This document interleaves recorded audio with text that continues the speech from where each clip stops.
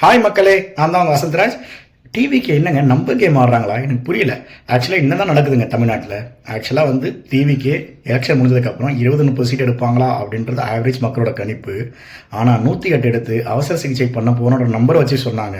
சரி, ஓகே, அப்படி தான் நம்பர் இங்கே தான் மேட்ச் ஆகுது போல அப்படின்னு நினச்சிட்டு, சரி ஓகே, இங்கே சட்டசபையில் போனால் நம்பிக்கையில்லா தீர்மானத்தில் தோற்றுருவாங்க அப்படின்னு பார்த்தா, நீங்கள் என்னடா பேசுகிறீங்க அப்படின்னு சொல்லி 144 போட்டு தடை போட்டாங்க. 144 எடுத்து பெரும்பான்மையை நிரூபிச்சுட்டு அசால்ட்டாக ஆட்சி பண்ணுறாங்க. சரி ஓகே, எப்போ இருந்தாலும் ஆட்சி இருக்குது, அமைச்சரவை பிரிக்கும் போது பிரச்சனை வரும் அப்படின்னு பார்த்தா அமைச்சரவையில் பயங்கர ஸ்ட்ராட்டஜி யூஸ் பண்ணுறாருங்க. கிட்டத்தட்ட பார்த்தீங்கன்னா 25 எம்எல்ஏ ஆதரவு தெரிவித்த எம்எல்ஏக்கு அமைச்சரவை கொடுக்கக்கூடாதுன்னு ஆளுநர் சொன்னதுனால இப்போ லிட்டரலாக டிவிக்கேவே ஆட்சி எடுத்து அமைச்சரவை எடுத்துருக்கலாம்.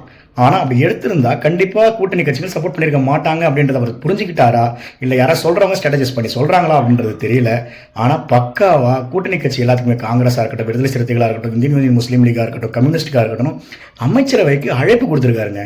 இது ஒரு நல்ல விஷயம். ஒரு கூட்டணி அரசில், கூட்டணி ஆட்சியில் அமைச்சரவை போகிறது நல்ல விஷயம். ஸோ என்னதான் இருந்தாலும் ஒரு ஹோல்ட் மக்கள்கிட்டையும் இருக்கும், ஆட்சியிலையும் இருக்கும். சரி, இந்த மாற்றம் நிறைய பேர் எதிர்பார்த்தது தான். இந்த மாற்றம் சில இடத்துல ஏமாற்றமாக இருந்தாலும் நிறைய இடத்துல நல்லது செஞ்சுட்டு இருக்காங்க. இந்த மாற்றம் கண்டினியூ ஆகும். 5 வருஷம் ஆட்சி புரிவாங்களான்னு இந்த டவுட்டு போய் அப்பா 5 வருஷம் ஆட்சி பண்ணிடுவாங்க போல அப்படின்றது வந்திருக்கு நம்பிக்கை. ஸோ கண்டிப்பாக நல்லது பண்ணுங்க, நல்லதே செய்யுங்க. ஸோ நாங்கள் இருக்கோம். Thank you so much guys.